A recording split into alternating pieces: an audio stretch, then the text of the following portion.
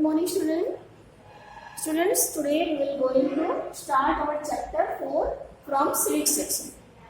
Our chapter is the need to establish the rule of law. Students, in the previous class, we have already taught that banking laws. We taught that one of the most important work of the parliament is making law. Legislators' main work is one of the most important work is the making laws, and laws is executed by implemented by executives, and it is explained by the judiciaries. So in this chapter we will going to start to discuss about the need to establish the rule of law. Why we need the rule of law? हमें क्यों जरूरत है, हमारे लिए क्यों जरूरी है rule of law banana. Now let's start. Today we will discuss about following topics: laws apply to all, how new laws come about, unpopular and controversial laws. We will all these topics discussed in two classes. Now today we will discuss about laws apply to all. क्या laws सबके लिए एक जैसा होता है, सबके लिए एक बराबर होता है, इक्वल होता है? Today we will discuss about in this chapter. So students, our first topic is laws apply to all. Not long ago we read in newspaper that a very senior police officer was helping his son hide and lost the police. His son had committed a serious crime and court had issued an arrest warrant against him. कुछ ही समय पहले की बात है, बहुत ज़्यादा पहले की बात नहीं है. आप लोगों ने पढ़ा होगा या सुना होगा कि एक पुलिस ऑफिसर ने अपने बेटे को, उनके बेटे ने जो क्राइम किया था उसके अगेंस्ट सुप्रीम कोर्ट ने, जज ने अरेस्ट वारंट भेजा था, ऑर्डर दिया था, बट उन्होंने अपने बेटे को छुपाया और पुलिस को चकमा दिया, मीन्स धोखा दिया पुलिस से, अपने बेटे को छुपा के उनको बचाने में हेल्प की. This is not unusual in our country. ये हमारे कंट्री के लिए कोई बहुत बड़ी बात नहीं है. ऐसी घटनाएं दिन ब दिन होती रहती है. वो all of the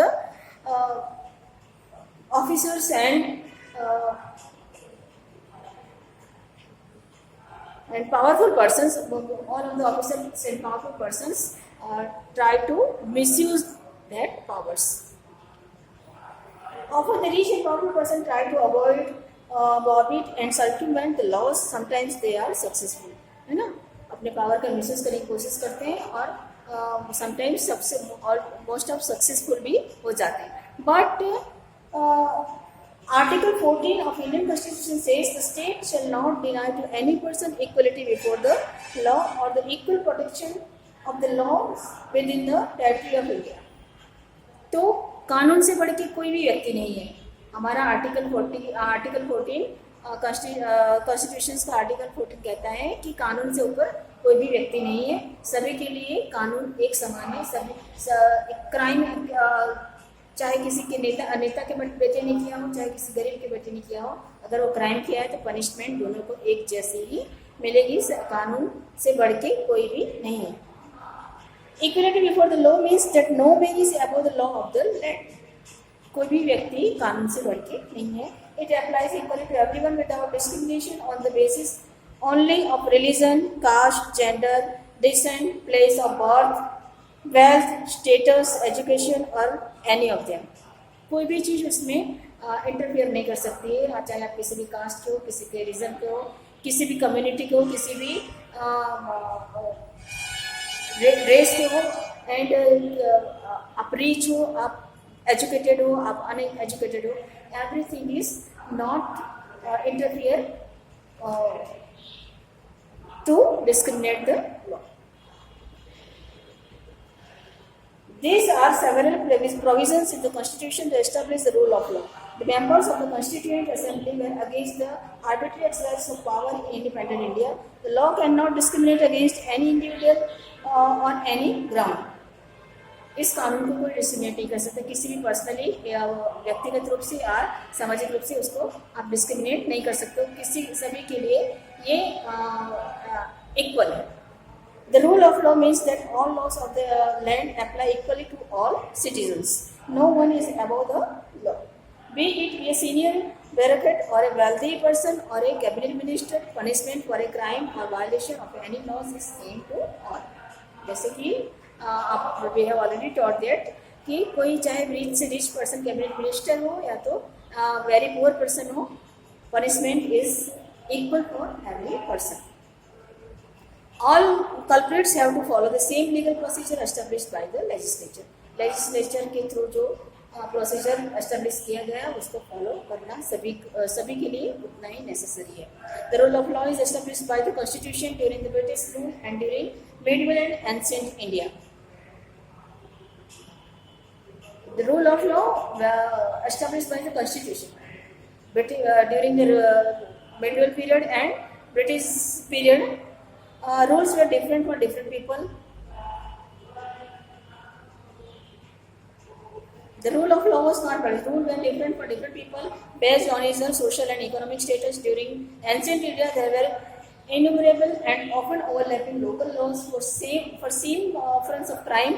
Punishment was severe for members of the lower caste and lenient for those of the upper caste. Similarly, punishment prescribed for offense against a Brahmin or a Kshatriya was harsher than for offense against a Vaishya or Shudra. This began to change slowly but steadily during medieval and modern periods. British and modern middle periods में इस तरह के जो making laws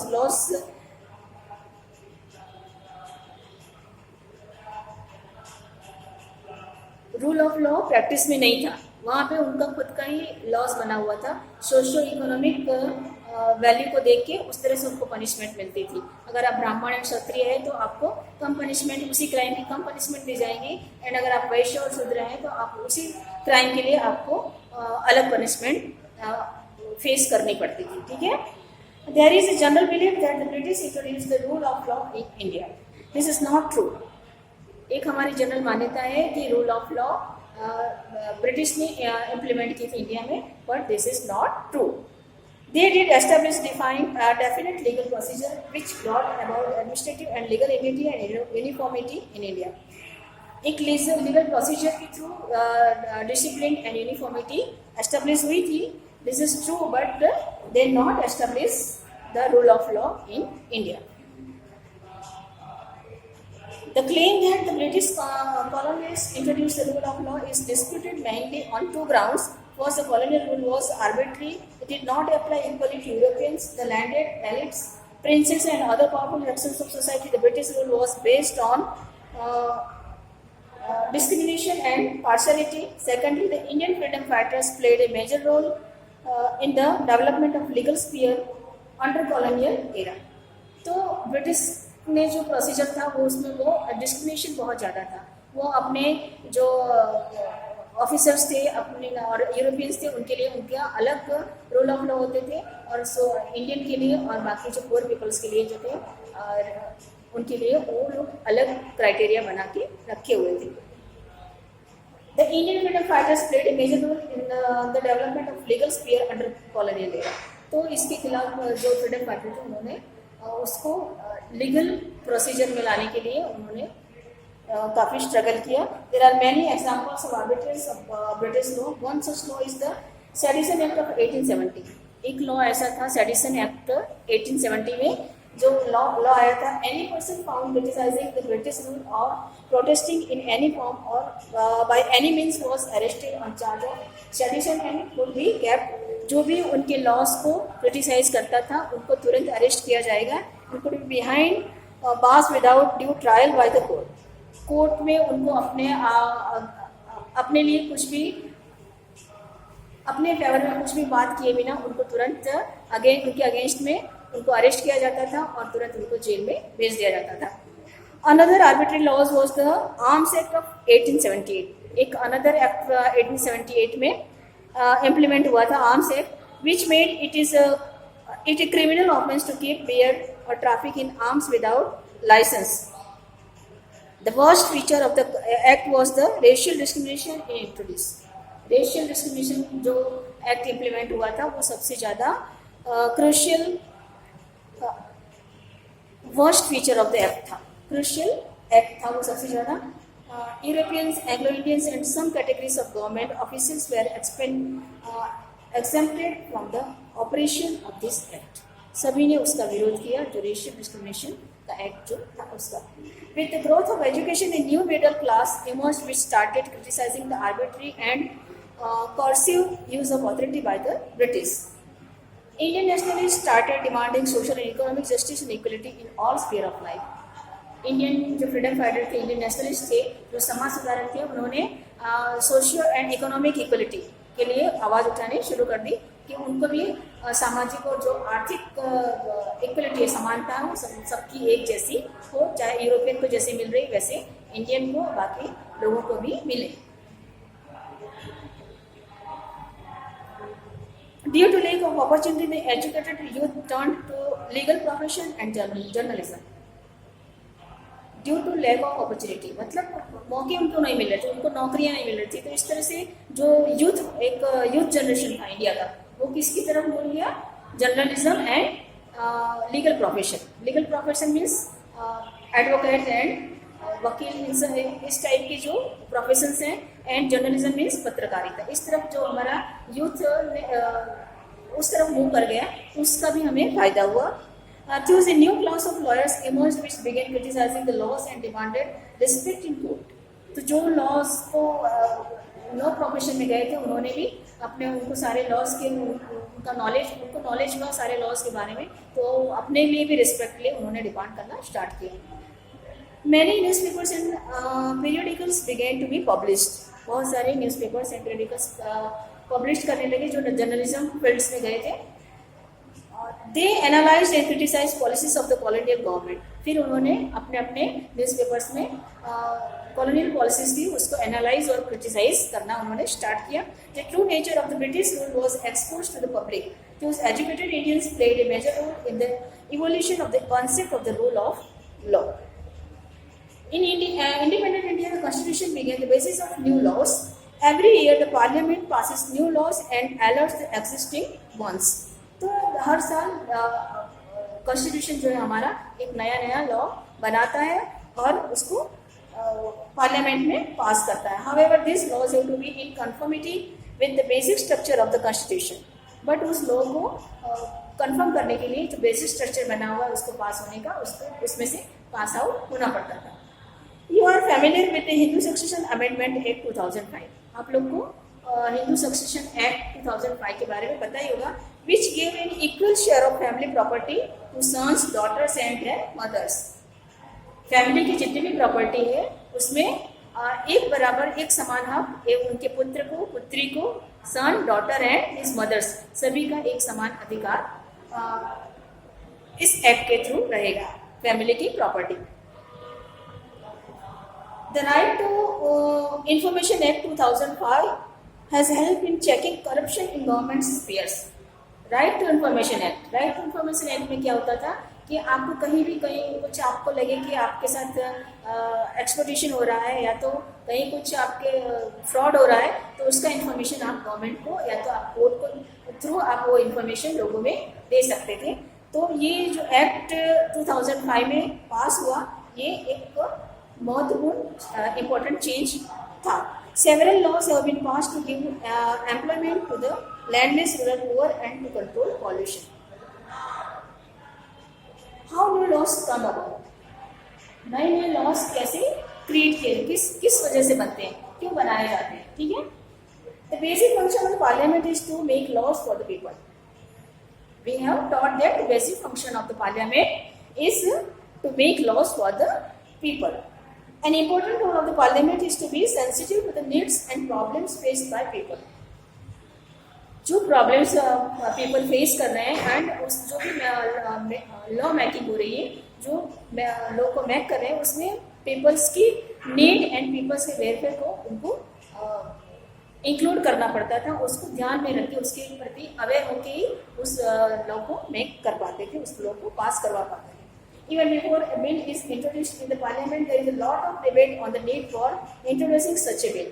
कोई भी bill pass करने के लिए पार्लियामेंट में एक डिबेट होती है और बहुत ही lot of debate of this for this point है ना, उस पॉइंट पे एक बहुत बड़ा डिबेट होता है एंड उस बिल से क्या बेनिफिट है एंड उस बिल से क्या लॉस है उसके बारे में डिस्कशन होके अगर पीपल्स के लिए वेलफेयर है तभी उसको पास किया जाता है। A political party may pressurize the government to initiate a bill in order to fulfill its election promises.